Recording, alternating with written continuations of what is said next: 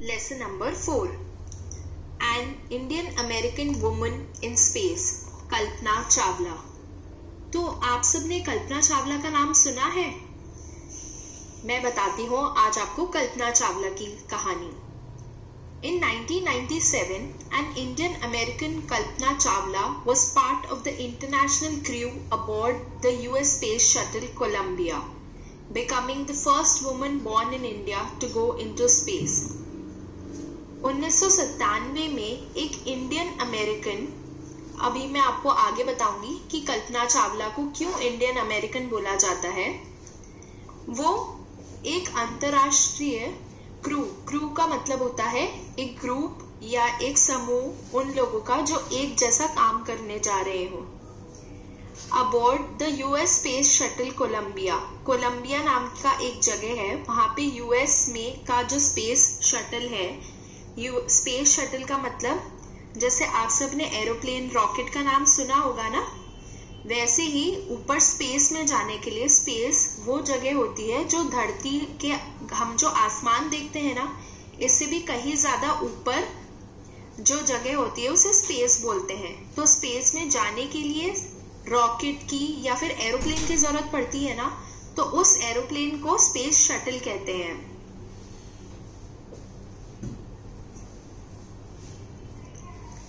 तो अब पढ़ते हैं. तो जैसे स्पेस शटल क्या होता है वो हमने पढ़ा ना, तो अब स्टार्ट करते हैं. A space shuttle is a spacecraft that is made for repeated space travel, for example between Earth and a space station. तो जैसे बस स्टेशन होता है ना, बस स्टैंड, वैसे ही स्पेस में भी ऊपर आसमान के बहुत ऊपर भी ऐसे बस स्टैंड है, उनको स्पेस स्टैंड या स्पेस स्टेशन बोलते हैं. तो वहां नीचे धरती से ऊपर वहां तक जाने के लिए जो रॉकेट या जो एरोप्लेन काम में आता है उसे स्पेस शटल बोलते हैं. दूसरा है naturalised US citizen. Naturalised US citizen का मतलब होता है जिसे यूएस यानी कि यूनाइटेड स्टेट्स, यानी कि आपके लिए अगर मैं आपको समझाऊं तो फॉरेन जैसे हम बोलते हैं, तो जैसे भारत एक देश है वैसे यूएस भी एक देश है, यूनाइटेड स्टेट्स अमेरिका. तो अमेरिका नेचुरलाइज्ड यूएस सिटीजन मतलब ऐसा नागरिक जिसे वहां की नागरिकता प्रदान की गई हो, मिली हो. स्पेस तो हमने पढ़ ही लिया क्या होता है. Frontiers of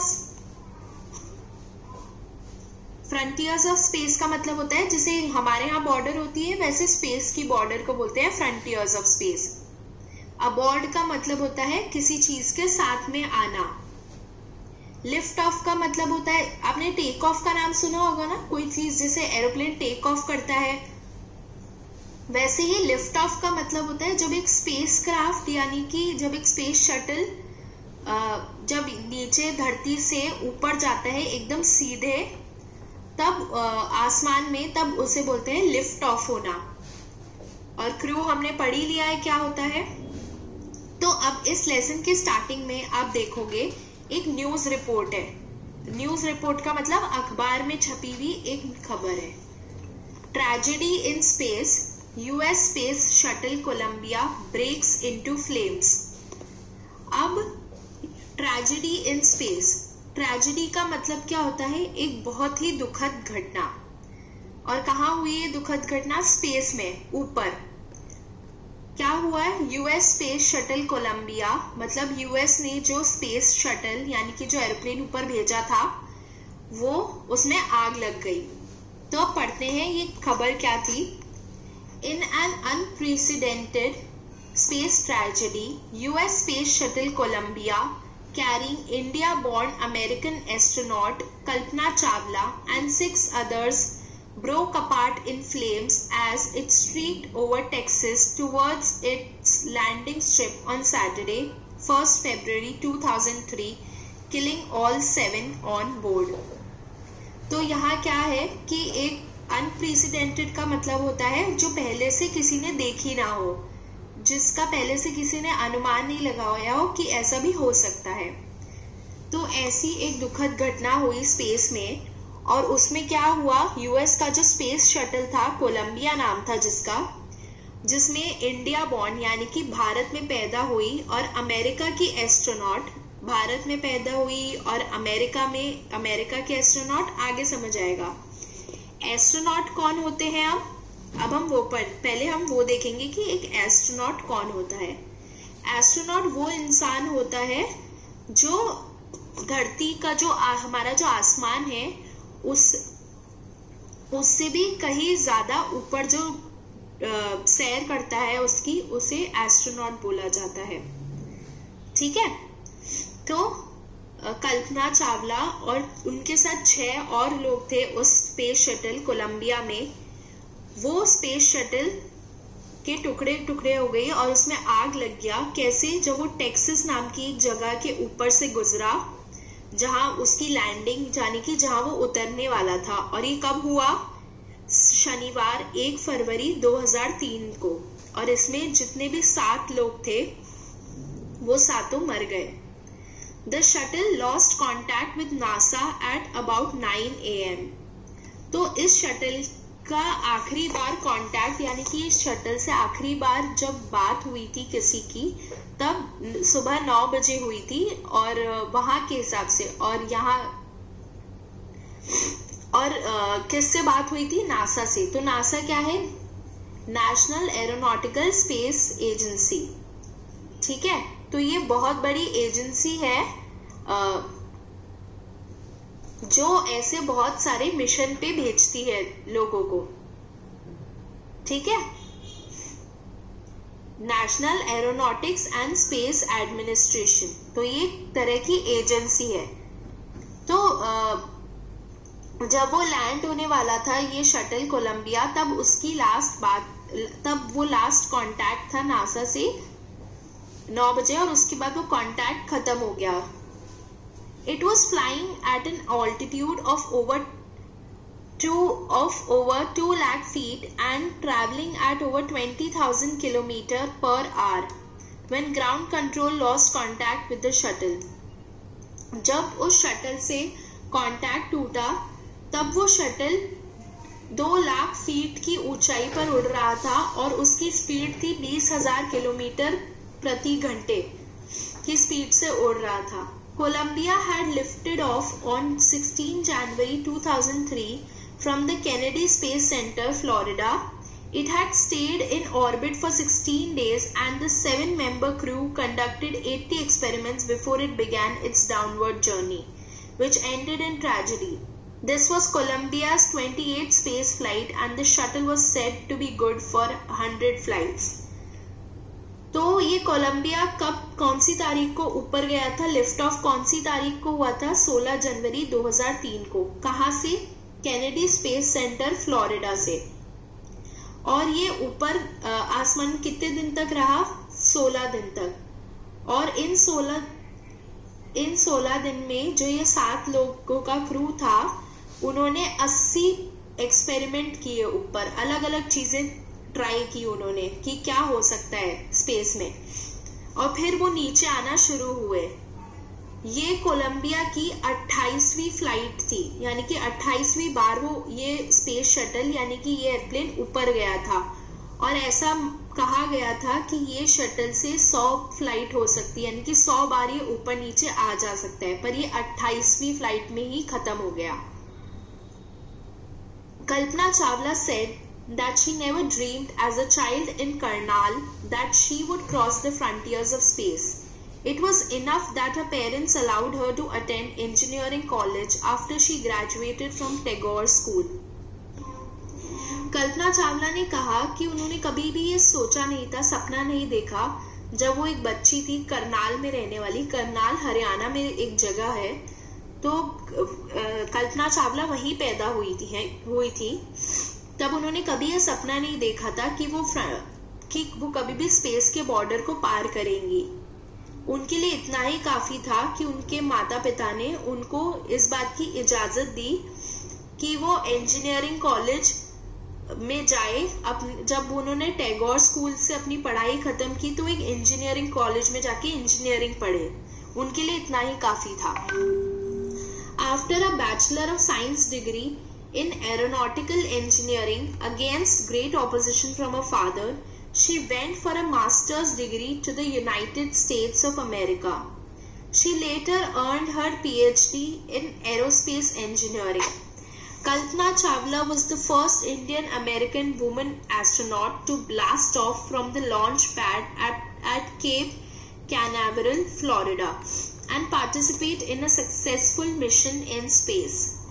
Her family from India cheered along with staff at the Kennedy Space Center as they watched the Columbia liftoff. जब कल्पना चावला ने अपनी बैचलर ऑफ साइंस BSc की डिग्री की एरोनॉटिकल इंजीनियरिंग में, जबकि उनके पिताजी ने इस बात से वो बिल्कुल राजी नहीं थे, फिर भी उन्होंने अपनी BSc की डिग्री खत्म की एरोनॉटिकल इंजीनियरिंग में। उसके बाद वो अपनी मास्टर्स की डिग्री करने के लिए USA यानी कि अमेरिका गई। फिर बाद में उन्होंने अपनी उन्हें PhD मिली, जिससे वो डॉक्टर बनी एरोस्पेस इंजीनियरिंग में, और उनके नाम के आगे डॉक्टर लगा। और कल्पना चावला पहली ऐसी इंडियन अमेरिकन औरत एस्ट्रोनॉट है जो लॉन्च पैड यानी कि जहां से वो स्पेस शटल निकलते हैं, जहां से वो लिफ्ट ऑफ करते हैं, तो पहली ऐसी औरत थी, वो भी इंडियन अमेरिकन औरत थी, जिन्होंने इस सक्सेसफुल मिशन में पार्टिसिपेट किया, भाग लिया। उनका परिवार जो था भारत से, उन्होंने जो केनेडी स्पेस सेंटर का स्टाफ था उनके साथ खड़े होकर कोलंबिया यानी कि उस स्पेस शटल को वहां से लिफ्ट ऑफ होते हुए देखा और खूब तालियां बजाई उनके लिए। Kalpana was born in Karnal, Haryana, but was a naturalized US citizen, married to flight instructor John Pierre Harrison. Besides being an astronaut, she was licensed to fly single and multi-engine land airplanes, single-engine seaplanes, and gliders. She was also a certified flight instructor. After qualifying as a pilot, Kalpana began to consider another challenge, applying to NASA's Space Shuttle program. She was first hired as a research scientist at NASA. In 1994, she was selected by NASA for training as an astronaut. तो कल्पना हरियाणा के करनाल में पैदा हुई थी, पर वो एक naturalised US citizen थी। नेचुरलाइज्ड का मतलब हमने पढ़ा, नेचुरलाइज्ड क्या होता है, जिन्हें यूएस की नागरिकता प्रदान की गई थी अमेरिका की। क्यों?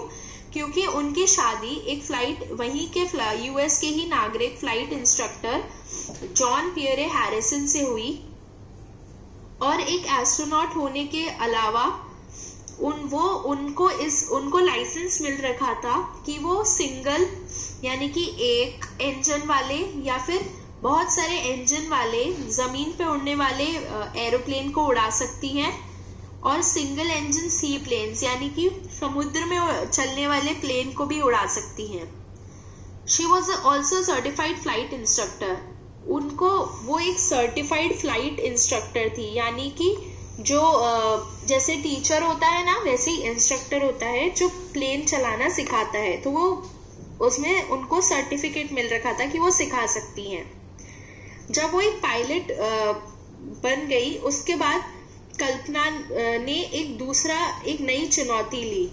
उन्होंने नासा के स्पेस शटल प्रोग्राम में अप्लाई किया, आवेदन किया। नासा यानी कि नासा जो हमने पढ़ा, उसके स्पेस शटल प्रोग्राम के, national aeronautics and space administration के स्पेस शटल प्रोग्राम में अप्लाई किया। तो पहले उनको एक रिसर्च साइंटिस्ट के रूप में वहां पे नौकरी मिली, और 1994 में नासा ने उनको एस्ट्रोनॉट की ट्रेनिंग के लिए सेलेक्ट किया। When asked what it was like being a woman in a field, she replied, I really never ever thought while pursuing my studies or doing anything else that I was a woman or a person from a small city or a different country. I pretty much had my dreams like anyone else and I followed them. And people who were around me fortunately always encouraged me and said, if that's what you want to do, carry on. जब उनसे ये पूछा गया कि कैसा लगता है कि वो जिस फील्ड में काम कर रही थी उसमें वो एक औरत होकर कैसा लगता है, तो उन्होंने इस बात पे जवाब दिया कि मुझे कभी भी ऐसा लगा ही नहीं, ना ही मैंने ऐसा कभी सोचा अपनी पढ़ाई करते वक्त या कुछ और करते वक्त कि मैं एक औरत हूँ या एक बहुत छोटे शहर या एक दूसरे देश से आई भी कोई इंसान हूँ। मेरे सपने भी बाकी सबकी तरह ही है और मैंने उन्हें पूरा किया। और जो लोग मेरे आसपास थे, ये मेरे लिए बहुत अच्छी बात थी कि जो लोग मेरे आसपास थे उन्होंने मुझे हमेशा प्रोत्साहित किया आगे बढ़ने के लिए और कहा अगर ये तुम्हें करना है, अगर तुम्हें सच में ये करना है तो तुम बेशक ये करो। Kalpana's first space mission in the Space Shuttle Columbia was 15 days, 16 hours and 34 minutes long. During this time, she went around the Earth 252 times, traveling 10.45 million kilometers. The crew included a Japanese and a Ukrainian astronaut. The crew performed experiments such as pollinating plants to observe food growth in space and test for making stronger metals and faster computer chips, all for a price tag of about $56 million. कल्पना का जो पहला space mission था जिसमें वो ऊपर गई space shuttle Colombia से, वो 15 दिन 16 घंटे और 34 मिनट लंबा था। यानी कि वो इस पूरे टाइम तक ऊपर थी उस स्पेस शटल में। इस टाइम पे उन्होंने पूरी धरती के इर्द गिर्द यानी कि पूरी धरती का गोल चक्कर 252 बार काटा और यानी कि वो इस 252 बार में 10.45 मिलियन किलोमीटर तक उन्होंने सफर तय किया। उनके साथ जो लोग थे उनमें एक जापानीज यानी कि जापानी और एक यूक्रेन के एस्ट्रोनॉट भी थे। उन लोगों ने मिलकर बहुत सारे एक्सपेरिमेंट किए, जैसे पौधे उगाना ताकि वो ये देख सके स्पेस में खाने की ग्रोथ कैसी है, और ये टेस्ट किया कि कौन सा मेटल यानी कौन सी धातु ज्यादा ताकतवर है या फिर कौन सी कंप्यूटर चिप ज्यादा तेज है, और इस सब का पैसा लगा था $56 million. On the Saturday night when the news about the Columbia disaster broke, there was shock and disbelief. The town of Karnal spent the sleepless nights as thousands of households stayed glued to their television sets in the hope that Kalpana and the crew had somehow survived. उस शनिवार की रात को जब ये खबर फैली कि कोलंबिया की जो दुखद घटना हुई कि कोलंबिया जो है वो उसमें आग लग गई, यानी कि उस स्पेस शटल में आग लग गई, जब ये न्यूज फैली, जब ये खबर फैली तो हर जगह सिर्फ हैरानी और दुख था। जो करनाल शहर में उस रात कोई नहीं सोया, क्योंकि हर घर में सब अपने टीवी के सामने आंखें गड़ाकर बैठे रहे इस उम्मीद में कि कल्पना और उनके साथ वाले किसी तरह से जिंदा बच गए हों। A journalist wrote, "She was a heroine. It takes enormous ability to become an astronaut. You need to know a lot about everything, from biology to astrophysics to aeronautical engineering. In this age of super specialization, you must have encyclopedic knowledge to be an astronaut. Her achievement is awe-inspiring." एक journalist यानी कि एक पत्रकार ने लिखा कि वो एक हीरोइन थी। उन्होंने उसे हीरोइन क्यों कहा? उन्होंने ऐसा लिखा कि वो एक हीरोइन थी और इसमें बहुत योग्यता चाहिए। एस्ट्रोनॉट बनने के लिए बहुत सारी योग्यता चाहिए। आपको सब कुछ पता होना चाहिए, बायोलॉजी से लेकर एस्ट्रोफिजिक्स से लेकर एरोनॉटिकल इंजीनियरिंग तक। आजकल के टाइम में जब सुपर स्पेशलाइजेशन यानी कि एक ही चीज के बारे में लोग इतना पढ़ते हैं, तो आपके पास इंसाइक्लोपीडिया यानी कि आपके पास एक पूरी किताब जितना ज्ञान होना चाहिए ताकि आप एक एस्ट्रोनॉट बन सको। तो उन्होंने जो हासिल किया है वो सही में काबिले तारीफ है। For millions of young Indians, The story of Kalpana Chawla, a girl from a small town who touched the skies, had become an inspiration. In a message that she sent from aboard the space shuttle Columbia to students of a college in Chandigarh, Kalpana said, उन लाखों भारतीयों के लिए कल्पना चावला की कहानी, यानी कि एक ऐसी लड़की की कहानी जो एक छोटे से शहर से आई और उन्होंने आसमान छुआ, ये एक तरह से सबके लिए एक इंस्पिरेशन का काम किया। इन अ मैसेज उन्होंने जब वो कोलंबिया स्पेस शटल में बैठी तो उन्होंने वहां से एक मैसेज भेजा उनके जो चंडीगढ़ कॉलेज के बच्चे हैं उनके लिए। तो देखते हैं वो मैसेज क्या था।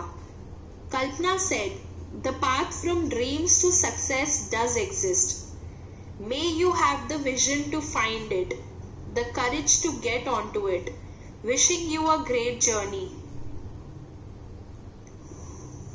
कल्पना ने कहा कि सपनों से लेकर सक्सेस तक की जो रास्ता होता है वो सच में होता है। लोगों को लगता है कि सपने सिर्फ देखने की चीजें, पर नहीं, सपने पूरे भी होते हैं। तो काश तुम्हारे पास वो विजन हो, तुम्हारे पास वो देखने का नजरिया हो कि तुम उस रास्ते को ढूंढ सको और हिम्मत हो कि तुम उस रास्ते पर चल सको, और काश तुम्हारा ये सफर बहुत अच्छा जाए। तो देखा आपने कल्पना चावला की कहानी और कैसे उनको देखकर ऐसे कई लोग आए आगे जिन्होंने उनकी कहानी से प्रेरणा लेकर अपनी सफर पे निकले ताकि वो अपने सपनों को पूरा कर सके। तो अब स्टार्ट करते हैं क्वेश्चंस। पहला क्वेश्चन है, where was Kalpana Chawla born? Kalpana Chawla कहाँ पैदा हुई थी? Why is she called an Indian American? उनको एक इंडियन अमेरिकन क्यों बोला जाता है? तो इसका जवाब आपको मिलेगा 3rd नंबर के पैराग्राफ में। कल्पना चावला कहाँ पैदा हुई थी? जैसा मैंने बताया, वो हरियाणा के करनाल नाम के गांव में पैदा हुई थी। Why is she called an Indian American? उनको एक इंडियन अमेरिकन क्यों बोला जाता है?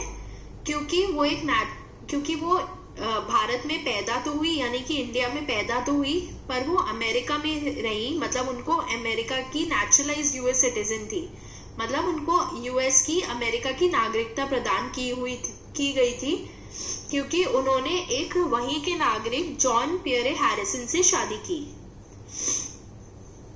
दूसरा सवाल है, when and why did she go to the US? Who did she marry? कब और क्यों वो यूएस गई और उन्होंने किससे शादी की? तो इसका जवाब आपको दूसरे और तीसरे पैराग्राफ में मिलेगा, और वैसे मैं बता देती हूँ। तो वो कब गई? वो अपनी बीएससी की पढ़ाई करने के बाद मास्टर्स करने के लिए यूएस गई, और उन्होंने किससे शादी की? उन्होंने एक फ्लाइट इंस्ट्रक्टर, यूएस के flight instructor John Pierre Harrison से शादी की। तीसरा सवाल है, how did she become an astronaut? What gave her the idea that she could be an astronaut? वो एक एस्ट्रोनॉट कैसे बनी और उनको ये कैसे लगा कि वो एक एस्ट्रोनॉट बन सकती हैं? तो इसका जवाब आपको मिलेगा 3 नंबर के पैराग्राफ में।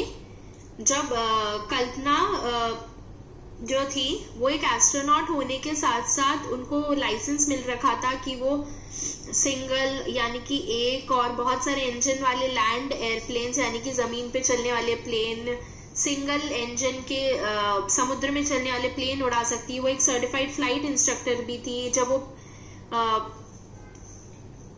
वो एक पायलट बन गई उसके बाद उन्होंने सोचा कि वो नासा के स्पेस शटल प्रोग्राम के लिए अप्लाई करेंगी। तो इसी तरह से उनको लगा कि वो एक एस्ट्रोनॉट भी बन सकती है। अगला सवाल है कि what abilities must an astronaut have according to the journalist? कि जो पत्रकार के हिसाब से एक एस्ट्रोनॉट में क्या क्या योग्यताएं होनी चाहिए? तो इसका जवाब 6ठे पैराग्राफ में है कि आपको you need to know a lot about everything from biology to astrophysics to aeronautical engineering. In this age of super specialization, you must have encyclopedic knowledge to be an astronaut. अगला सवाल है describe Kalpana Chawla's first mission in space. तो इसका जवाब है 5वां paragraph पूरा, जो यहाँ से शुरू होकर कल्पना's फर्स्ट स्पेस मिशन जो कितने दिन का था, 15 दिन 16 घंटे 34 मिनट लंबा, और जैसा हमने पढ़ा वो धरती के इर्द गिर्द वो 252 बार घूमी और 10.45 मिलियन किलोमीटर कवर किए, और उनके क्रू ने वहाँ कैसे कैसे एक्सपेरिमेंट किए और कितना पैसा लगा. तो ये पूरा 5वां पैराग्राफ इसका आंसर होगा. अगला सवाल है what does Kalpana Chawla say about pursuing a dream. Do you agree with her that success is possible. आपको कल्पना चावला ने सपने पूरे करने के बारे में क्या कहा, और क्या आपको लगता है कि सक्सेस मिल सकती है अगर आप अपने सपने पूरे करो तो आपको सफलता मिल सकती है. इसका जवाब 7वें पैराग्राफ में है. जैसे कल्पना ने कहा कि the path from dreams to success does exist, may you have the vision to find it, the courage to get on to it, wishing you a great journey. तो कल्पना ने सक्सेस के बारे में ये कहा.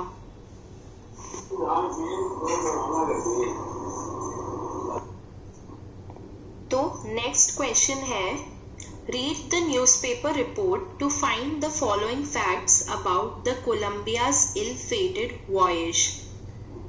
मतलब कि आपको ऊपर जो न्यूज़पेपर रिपोर्ट दी गई है, यानी अखबार की जो रिपोर्ट दी गई है, उसमें से ये सारे रिक्त स्थान भरने हैं. तो पहला है date and place of lift off, मतलब कि तारीख और जगह उस स्पेस शटल के लिफ्ट ऑफ की.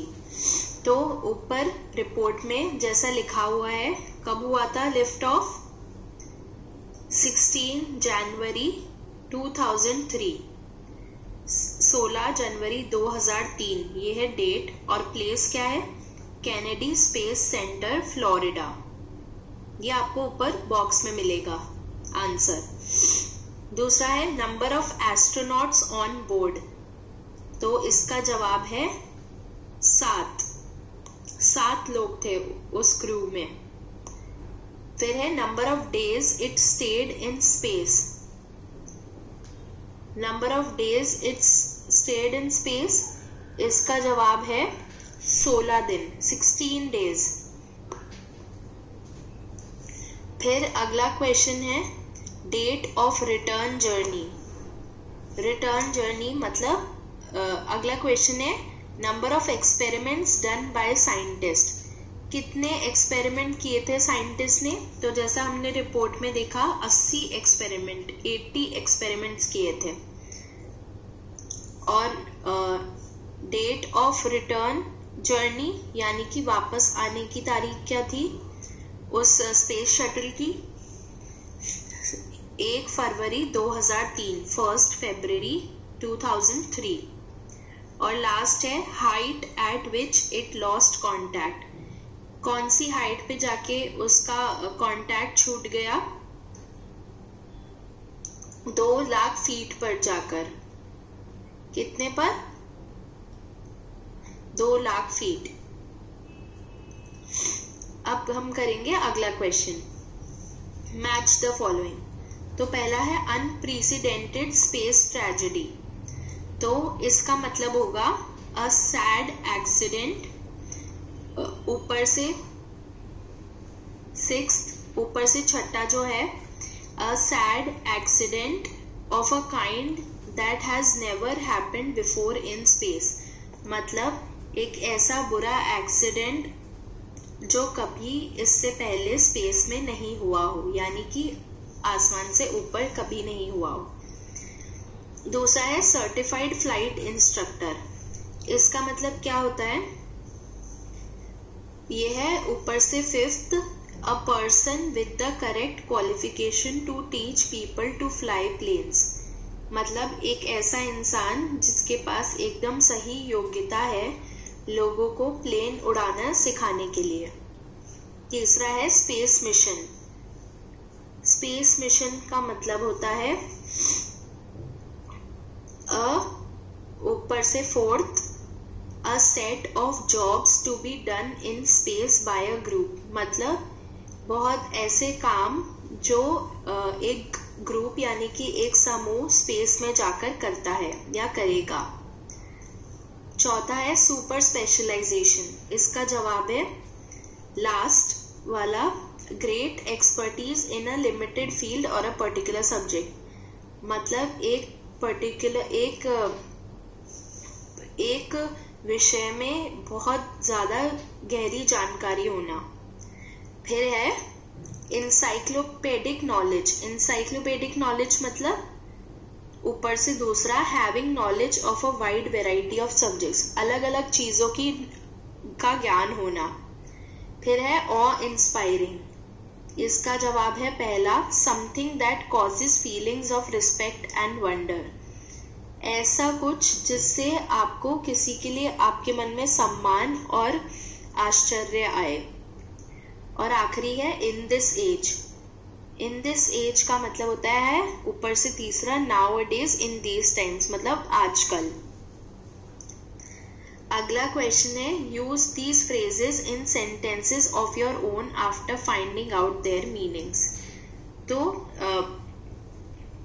आपको ये नीचे दिए गए सेंटेंसेस को यूज करना है किसी इनका पहले मतलब जानेंगे और फिर इनसे एक सेंटेंस बनाना है।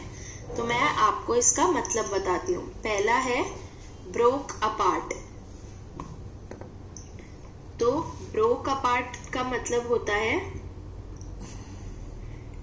अलग हो जाना। क्या होता है? अलग हो जाना। फिर दूसरा है स्ट्रीक्ड ओवर। स्ट्रीक्ड ओवर का मतलब है आसमान में तेजी से चलना। फिर अगला है स्प्रेड अक्रॉस। स्प्रेड अक्रॉस का मतलब होता है किसी चीज के इर्द गिर्द फैला हुआ। फिर चौथा है लिफ्टेड ऑफ। लिफ्टेड ऑफ का मतलब होता है कहीं से निकल जाना या ऊपर चले जाना। जैसे space shuttle lifted of something, मतलब उस सेंटर से ऊपर चले जाना स्पेस शटल का।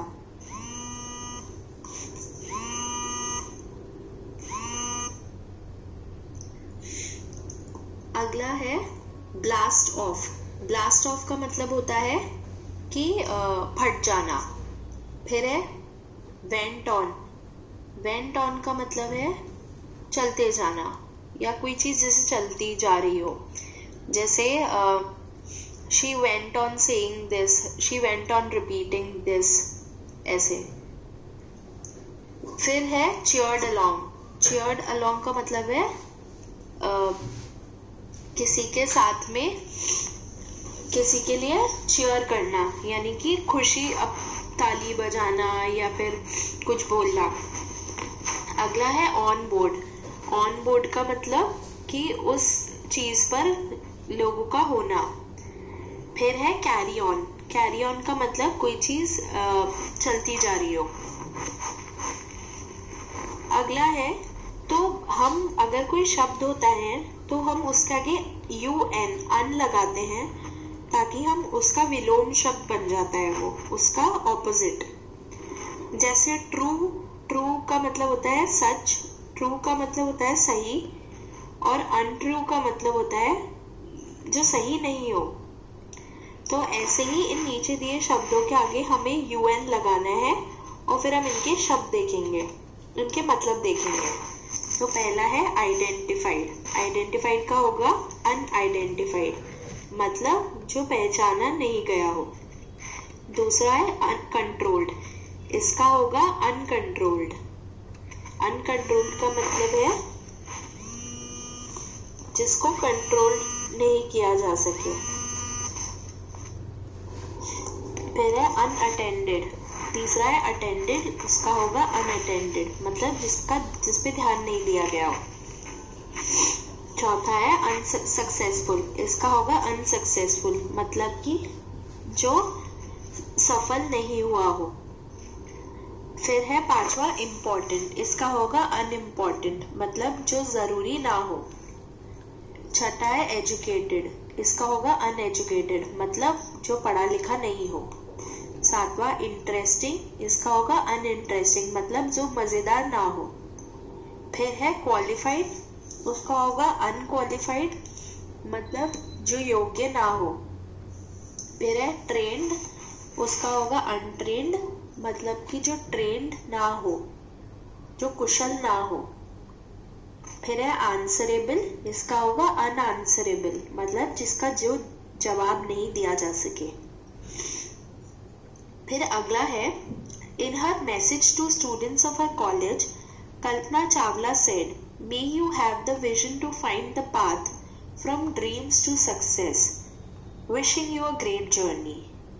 तो जैसा हमने देखा था कि कल्पना चावला ने अपने कॉलेज के बच्चों के लिए जो मैसेज दिया, उसमें उनका सेंटेंस मे यू से शुरू होके और विश ऐसे शब्द उन्होंने यूज किए थे। तो अब हमको भी ऐसे शब्द यूज करने हैं और अपने पार्टनर को या आपके साथ में जो बैठे हैं उनको विश करना है कि उनको भी सफलता मिले।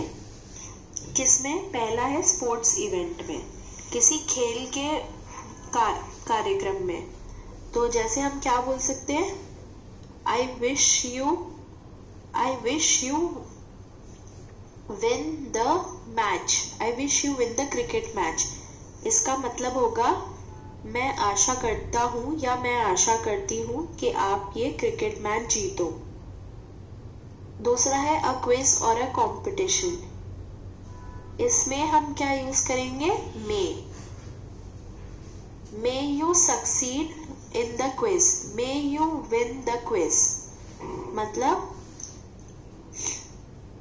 काश तुम ये क्विज जीतो या काश तुम्हें क्विज में सफलता मिले। ऐसे ही तीसरा एक टेस्ट या एक एग्जाम में आप क्या बोलते हैं, जिसे हम ऑल द बेस्ट या बेस्ट ऑफ लक बोलते हैं, वैसे ही आप इसका आंसर ढूंढो। और ये मत भूलना कि आपको भी अपने पार्टनर को वापस थैंक यू बोलना है। अब अगला ये है कि आप ये भी देख सकते हो कि जैसे हम किसी को पोस्ट कार्ड भेजते हैं ना डाक से, या आजकल हम मैसेज भेजते हैं फोन पे एक दूसरे को, अगर हाय हेलो के, गुड मॉर्निंग के। तो अब आपको आपस में बात करनी है कि इंग्लिश में और हिंदी में ऐसी अच्छी अच्छी चीजें जब हम एक दूसरे को बोलते हैं, शुभकामनाएं देते हैं, तो किस तरीके से देते हैं, हिंदी में कैसे देते हैं और इंग्लिश में कैसे देते हैं। तो ये आप आपस में बात करके देखो। अगला है do you have a dream और something you very much wish to do, write a paragraph saying what you want और wish to do, then say in another paragraph how you think you can make your dream come true. क्या आपका कोई सपना है या कोई ऐसी चीज है जो आप करना चाहते हो और आपकी बहुत इच्छा है वो करने की, तो आप एक पैराग्राफ लिखो कि आपको, जिसमें ये हो कि आप क्या करना चाहते हो या आपकी क्या इच्छा है, और फिर एक दूसरे पैराग्राफ में ये बताओ कि आपको क्या लगता है आप कैसे अपना वो सपना पूरा कर सकते हो। नेक्स्ट क्वेश्चन है given below are some words that are spelled differently in British and American English, fill in the blanks accordingly. तो नीचे कुछ शब्द दिए गए हैं जो ब्रिटिश और अमेरिकन इंग्लिश दोनों में अलग अलग तरीके से जिनकी स्पेलिंग होती है, तो हमें इन रिक्त स्थानों को वैसे भरना है।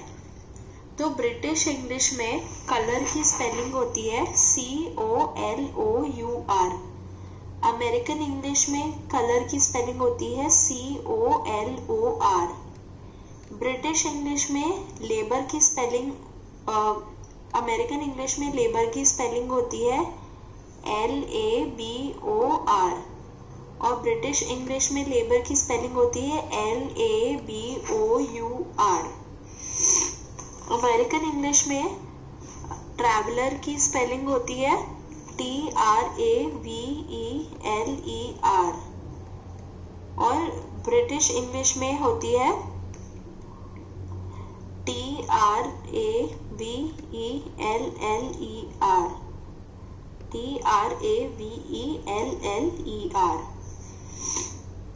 ब्रिटिश इंग्लिश में काउंसलर की स्पेलिंग होती है COUNSELLOR,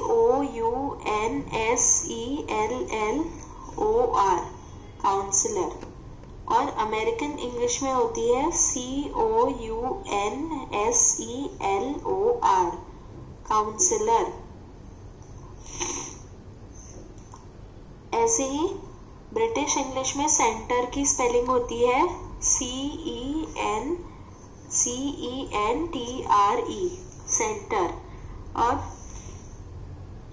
ब्रिटिश इंग्लिश में ये होती है और अमेरिकन इंग्लिश में CENTER।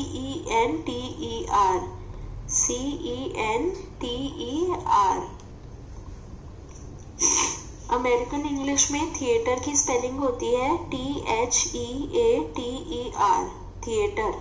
और ब्रिटिश इंग्लिश में होती है THEATRE।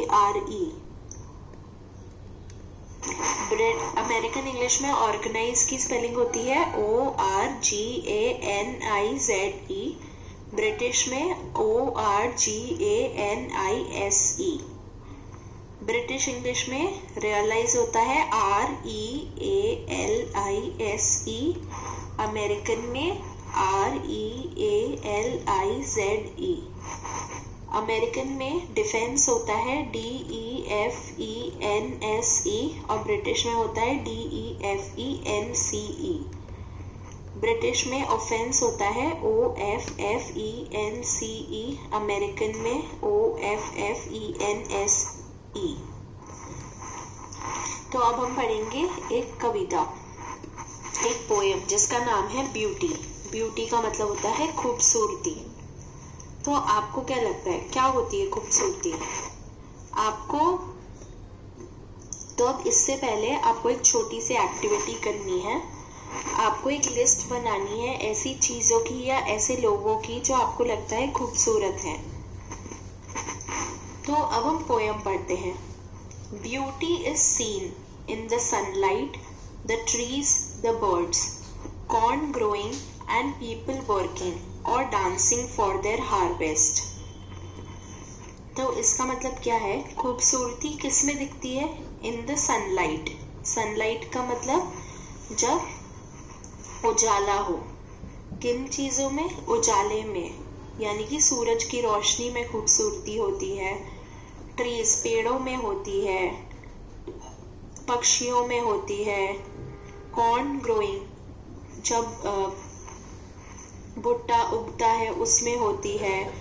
लोग काम करते हैं उसमें होती है। या फिर लोग जब उनकी फसल पक जाती है तब नाचते हैं उसमें होती है। Beauty is heard in the night, wind sighing, rain falling और a singer chanting anything in earnest. Beauty किसमें सुनाई देती है? खूबसूरती किसमें सुनाई देती है? रात में। रात में कैसे सुनाई देती है खूबसूरती? जब विंड साइंग, यानी कि जब हवा चल रही होती है या बारिश गिर रही होती है, या फिर एक गायक जब गा रहा होता है, एकदम ध्यान लगा के कुछ गा रहा होता है, उस चीज में खूबसूरती हमें तब सुनाई देती है।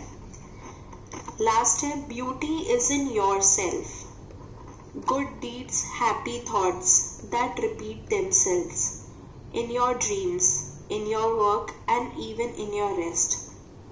मतलब खूबसूरती हम में खुद में है, अच्छे काम करने में, खुश चीजें सोचने में। और ये सब वापस कहाँ हम देख पाते हैं? अपने सपनों में, अपने काम में। और जब हम कुछ नहीं कर रहे होते हैं उसमें भी खूबसूरती है। तो कैसी लगी आपको ये पोएम? अब हम पहला क्वेश्चन देखते हैं। The poet says beauty is heard in, can you here beauty? Add a sound that you think is beautiful to the sounds that poet thinks are beautiful. The poet Keats said, "Heard melodies are sweet, but those unheard are sweeter." What do you think this means? Have you ever heard a song in your head long after the song was sung or played? तो ये कवि कहते हैं कि खूबसूरती सुनाई देती है। क्या आप खूबसूरती सुन सकते हो? तो आपको क्या लगता है, ऐसा कौन सा साउंड है, ऐसी कौन सी आवाज है जो आपको बहुत खूबसूरत लगती है? जैसे मुझे बारिश गिरने की आवाज बहुत खूबसूरत लगती है, तो ऐसे ही आपको भी कुछ लगती होगी। तो आप भी आपस में बात करके बताओ। एक दूसरे कवि हुए हैं कीट्स, उन्होंने कहा है हर्ड मेलोडीज आर स्वीट, मतलब जो हम सुन पाते हैं गाने वो तो बहुत मधुर होते ही हैं, पर जो नहीं सुन पाते वो ज्यादा मधुर होते हैं। आपको क्या लगता है इसका क्या मतलब है? जैसे आपने कभी कोई गाना सुना हो और एक बार आपने कोई गाना सुना और उसके 1-2 घंटे बाद या अगले दिन आपके दिमाग में वो गाना चला है, कभी ऐसा हुआ है? तब भी वो गाना उतना ही अच्छा लगता है ना? तो यही वो कवि कहना चाह रहे हैं। अगला क्वेश्चन है, read the first and second stanzas of the poem again. Note following phrases: corn growing, people working or dancing, wind sighing, rain falling, a singer chanting. These could be written as corn that is growing, people who are working or dancing. Can you rewrite the other phrases like this? Why do you think the poet uses the shorter phrases? तो जैसे हमने देखा इस poem में कैसी लाइनें हैं। Corn growing, people working और dancing, wind sighing, rain falling, a singer chanting. तो ये छोटे छोटे लाइनें हैं ना, इनको कैसे लिखा जा सकता है? Corn that is growing, people who are working और डांसिंग, या फिर wind that is sighing, rain that is falling, a singer who is chanting.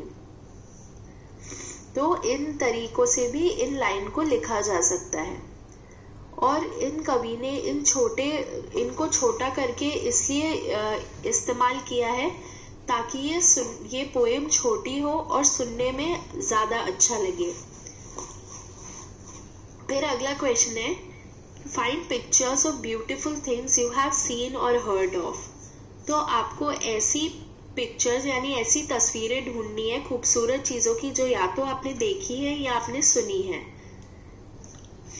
और आखिरी सवाल है, right a paragraph about beauty, use your own ideas along with the ideas in the poem. तो अब आपको एक पैराग्राफ लिखना है किस पे? ब्यूटी पे, यानी खूबसूरती पे। तो आप अपने आइडियाज भी ले सकते हो और इसी पोएम से भी आइडियाज ले सकते हो। तो इसी के साथ हमारा ये लेसन खत्म होता है।